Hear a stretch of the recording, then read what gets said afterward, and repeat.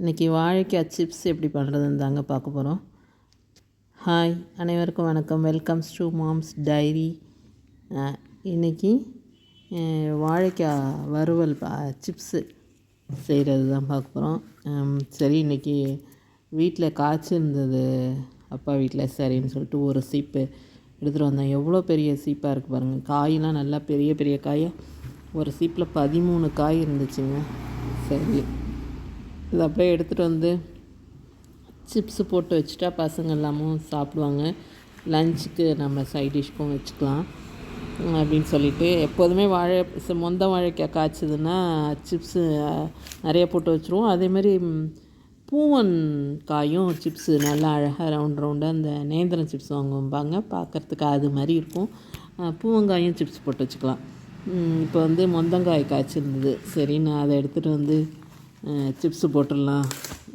நிறைய போட்டு வச்சிட்டோம்னா இப்போ ஹாஸ்டலுக்கு பசங்களுக்கு வேணாலும் கொடுத்து அனுப்பலான்னு சொல்லிவிட்டு எல்லாத்தையும் இன்றைக்கி வறுத்து வச்சுங்க. ஆனால் கொஞ்சம் மெனக்கடன் தான்.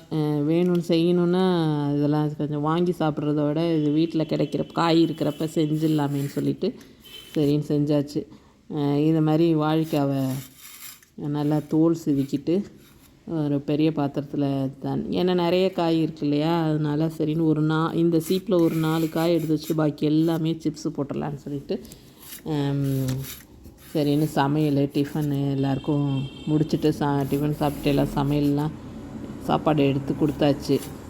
சரி, நம்ம அடுத்தது இந்த சிப்ஸு போட்டு வச்சா நம்ம டெய்லிக்கு சாப்பாடுக்கும் வச்சுக்கலாமே அப்படின்னு சொல்லிவிட்டு வாழைக்காய் வீட்டில் இருக்கேன். சரி, சிப்ஸு போட்டுடலான்னு சொல்லிவிட்டு சரி நான் ஆரம்பித்தாச்சு வேலையை.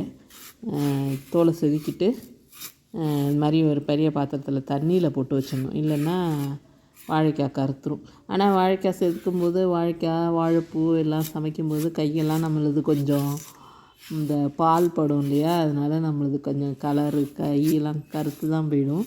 கொஞ்சம் தேங்காய் எண்ணெய் தடவிட்டு இந்த மாதிரி தோல் செதுக்கிட்டு இதெல்லாம் செதுக்கும்போது கொஞ்சமாக தேங்காய் எண்ணெய் தடவிட்டோம்னா இந்த வேலையெல்லாம் முடியும் போது அப்புறமேல் நம்ம கொஞ்சம் லெமனும் உப்பும் இருந்துச்சுன்னா கூட அதை கலந்துட்டு கையில் தேய்ச்சோன்னா சீக்கிரம் அந்த பால்லாம் விட்டுரும், இந்த கலராக இருக்கிறதுலாம் போயிடும். அது மாதிரி இந்த வாழைக்காயெல்லாம் தோல் செதுக்கி எல்லாத்தையும் ஃபஸ்ட்டு எவ்வளோ காய் நம்ம சிப்ஸ் போட போகிறோமோ அவ்வளோதையும் செதுக்கிட்டு இந்த மாதிரி தண்ணியில் போட்டு வச்சுக்கணுங்க. போட்டு வச்சுட்டு அதுக்கப்புறம் நம்ம எல்லாத்தையும் தோல் செதுக்கி வச்சுக்கிட்டோம்னா அடுத்தது நம்ம அடுப்பில் எண்ணெய் வச்சு சீவுறதுக்கு வசதியாக இருக்கும். அதனால் முதல்ல இது ரெடி பண்ணியாச்சுங்க.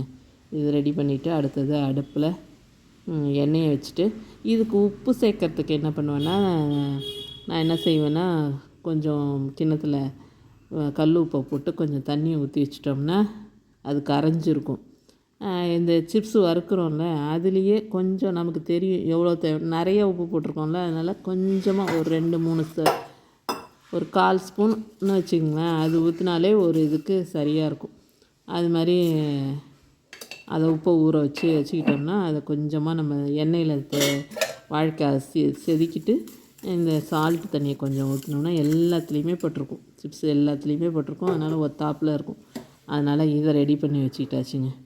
அடுத்தது அடுப்பு பற்ற வச்சு ஒரு பேனில் வந்து எண்ணெயை ஊற்றி வச்சிட்டோம்னா எண்ணெய் காஞ்சதும் நம்ம டைரெக்டாக எண்ணெயிலேயே செதுக்கிடலாம் வாழைக்காவை. இல்லைன்னா அது மாதிரி செதுக்கிறதுக்கு கஷ்டமாக இருக்குதுன்னு சொன்னால் ஒரு நியூஸ் பேப்பரில் கீழே போட்டுட்டு நம்ம எல்லாம் அதில் செதுக்கி விட்டுட்டு உலர விட்டுடணும். கொஞ்சம் நேரம் அதில் அந்த ஈரத்தெல்லாம் இழுத்த பிறகு அதுக்கப்புறம் அதுலேருந்து எடுத்து எண்ணெயில் போட்டு வறுத்து எடுக்கணும். இதை இல்லைன்னா அதெல்லாம் செதுக்கி வச்சுட்டு அதை குனிஞ்சி எடுத்து அதெல்லாம் போடுறதுக்கு கஷ்டமாக இருக்குதுன்னு சொன்னால் டைரெக்டாக எண்ணெய் இதுலேயே செதுக்கிடலாம். எப்படி செதுக்கினாலும் ஒரே மாதிரி தான் நல்லா வரும். ஆனால் பேப்பரில் உலர விட்டுட்டு போடுறோம்ல அது ஒன்று ஒட்டாமல் இன்னும் நல்லா ஈஸியாக வரும். இதை வந்து அப்படியே சேர்த்துட்டு கொஞ்சம் மெனக்கிடணும். அந்த ஒன்றா இருந்துச்சுன்னா நம்ம பரட்டி விடும்போது வடவாரியால் இப்படி லேசாக எடுத்து விட்டோம்னா தனித்தனியாக வந்துடும். இதுலேயே அந்த உப்பு தண்ணியும் தெளிச்சுட்டா அது மாதிரி எல்லாத்தையும் வறுத்து எடுத்து வச்சுட்டோம்னா நமக்கு 1 வீக்கு மேலே வரும்னு எடுத்து வச்சுக்கலாம். நல்லது. இந்த கடையில் வாங்கி இந்த பேக்கெட்டில் வாங்கி சாப்பிட்றாங்கள்ல, அந்த சிப்ஸ் சாப்பிட்றதுக்கு நம்ம வீட்டில் செய்கிற சிப்ஸே வேணாலும் சும்மா வேணாலும் பசங்க எடுத்து சாப்பிடுவாங்க. அதனால் இது இந்த வீட்டில் நல்ல காயாக கிடைக்குது, நம்ம செஞ்சு வச்சுக்கலான்னு தான். அதனால தான் சரின்னு கொஞ்சம் நேரம் ஆனாலும் செஞ்சு வச்சிடுறது. இதுமாரி அடிக்கடி வாழைக்காய் கிடைக்கிறப்ப அப்படியே செஞ்சு வச்சிடுறது.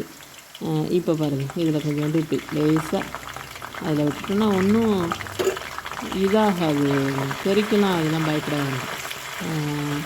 ஒன்றும் ஆகாது. கொஞ்சம் மலமலன்னு சவுண்டு வரும். சவுண்டு வந்தோடனே சரியாயிடும் எல்லாம். அதுக்கப்புறம் ஒன்றும் இதாக இருக்காது. நல்லா இந்த மலமளப்புலாம் அடங்கினோன்னா பரட்டி விட்டு மொறுன்னு வரும். வந்தோடனே நம்ம எடுத்துட வேண்டியதாங்க. எடுத்து வச்சுட்டு அதுமாதிரி ஒவ்வொரு வாழைக்காவாக இந்த இதுக்கு பாதி வாழைக்காய் செதுக்கலாம் இந்த இதில். ஏன்னா பெரிய பெரிய காயாக இருக்கிறதுனால ஒரு தடவைக்கு வந்து பாதி வாழைக்காய் தான் செதுக்க முடிஞ்சுது. இதோ பாருங்கள், இப்போ வந்து எல்லாம் அந்த மலமளப்பெல்லாம் அடங்கிடுச்சு. நல்லா சிப்ஸு மொறுன்னு ஆகிடுச்சு. இனிமேல் எடுத்துட வேண்டியதான். இது மாதிரி எடுத்து வச்சுட்டு இதுக்கு என்னென்னா, இதில் நம்ம வந்து டேஸ்ட்டுக்கு இதில் உப்பு அப்படியே தான் இருக்கும். இதில் வேறு ஏதாவது சேர்க்கணுன்னா நாங்கள் என்ன செய்வோம்னா, சாப்பிடும்போது கொஞ்சம் எடுத்து மிளகு ஜீரக பொடி பண்ணி ஒரு டிஃபன் பாக்ஸில் கொஞ்சமாக வாளியில் எடுத்து வச்சுட்டோம். இதை எல்லாத்தையும் வறுத்து வாளியில் எடுத்து வச்சிட்டோம்னா ஒரு தூக்குவாளியில், அதுக்கப்புறமா இது முன்னாடியே வேணாலும் போட்டு வச்சுக்கலாம். மிளகு ஜீரக பொடி பண்ணி இதில் தூவிக்கலாம். இல்லைன்னா சில பேருக்கு காரம் பிடிக்கும்னா மிளகாத்தூள், இதில் தான் சால்ட்டு சேர்த்தாச்சு. தனி மிளகாத்தூள் லைட்டாக கொஞ்சமாக போட்டால் போதும், போட்டு பரட்டி எடுத்து வச்சுக்கலாங்க.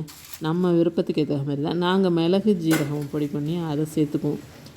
அது நல்லாயிருக்கும், காரமும் நல்லாயிருக்கும். இதையே போட்டுறது, இது மிளகு ஜீரகம் நல்லதுன்னு இதையே போட்டுறது. அதனால் இப்படி வறுத்து எடுத்து வச்சுட்டு கொஞ்சம் கொஞ்சமாக எடுத்து மிளகு ஜீரக பொடி போட்டு தூவி எடுத்து வச்சுக்குவோம். மத்தியானம் லஞ்சுக்கு சாப்பிடும்போது சைட் டிஷ்ஷாக வச்சுக்கலான்னு சொல்லிவிட்டு அதுமாதிரி எடுத்து வச்சுறது. உங்களுக்கு பிடிச்சிருந்தால் லைக் பண்ணுங்கள், ஷேர் பண்ணுங்கள். மாம்ஸ் டைரி சேனலை சப்ஸ்கிரைப் பண்ணுங்கள். தேங்க்யூ.